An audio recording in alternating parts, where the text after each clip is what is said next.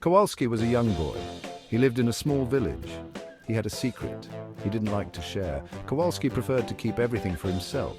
He thought toys were more special when they were his, and only his. He didn't understand the joy of giving. One day, Kowalski's mother baked a delicious apple pie. "Why don't you share this with the other children?" she suggested. "But Mom," Kowalski whined, "it's mine. I want to eat it all by myself." Narrator: Kowalski frowned. He loved apple pie. The thought of giving even a small slice away made him upset.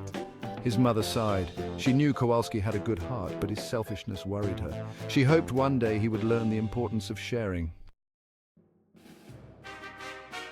Kowalski lived in a peculiar village. It was called Uncle Scrooge.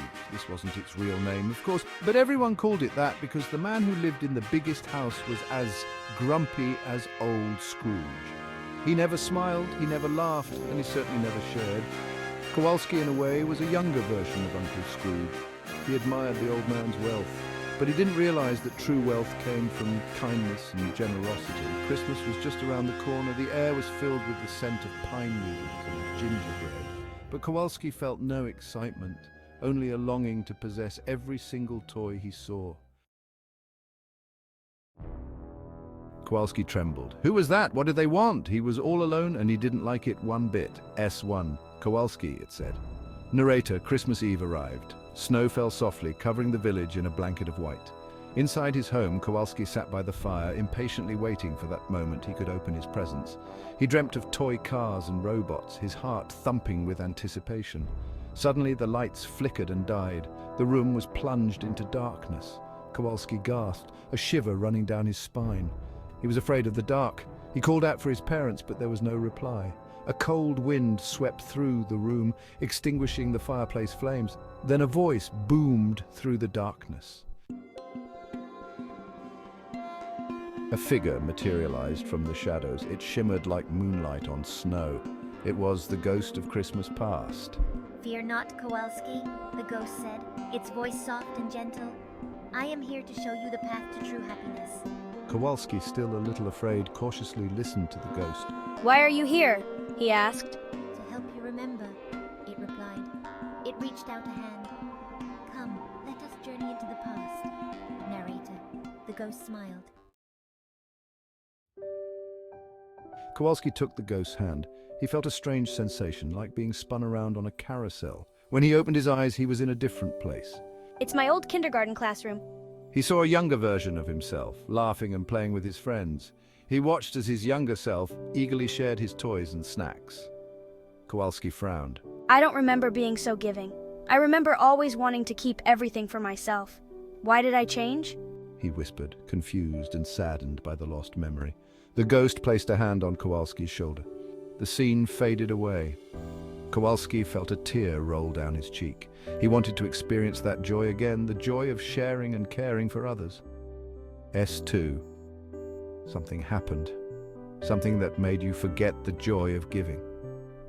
But it's not too late to remember. Kowalski found himself back in his living room. The fire was roaring again. He was no longer alone. A jolly, round figure stood before him, radiating warmth and laughter. It was the ghost of Christmas present. "Have you learned anything, young Kowalski?" The ghost asked, his belly shaking with mirth. Kowalski looked down at his feet. He felt ashamed, he mumbled. The ghost of Christmas present chuckled. The ghost snapped his fingers. They were suddenly transported to a small, run-down house. Inside, a family huddled around a meager fire. They looked thin and weary. They had no presents, no decorations, and very little food. S1. I think so. "This family lives in our village. They have very little, yet they are rich in love and kindness. They understand the true meaning of Christmas." Kowalski watched as the family shared their simple meal. They laughed and sang songs, their faces glowing with happiness. Kowalski felt a pang of guilt. He realized that he had so much, yet he wasn't truly happy. He'd forgotten the importance of family, friends, and generosity. Sharing your blessings with others is the greatest gift of all. The room grew cold once more. Kowalski shivered. He was now face to face with the most frightening ghost of all, the ghost of Christmas future.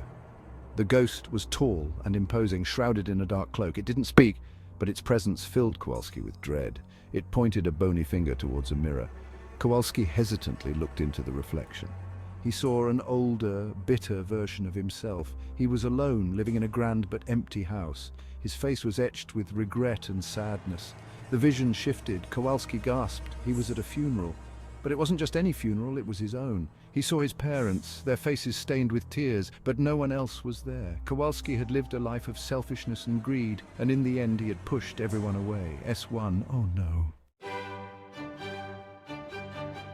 Kowalski woke up with a start. He was in his own bed. The sun was streaming through his window. It was Christmas morning. He remembered everything he had seen and learned. He knew he had to change. He jumped out of bed, his heart filled with a newfound determination. He ran downstairs and hugged his parents tightly.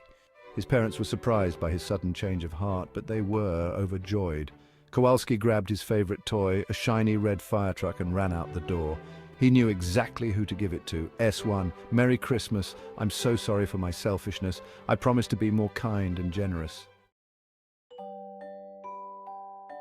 The young boy from the poor family was playing outside in the snow. He looked sad and lonely. Kowalski approached him shyly.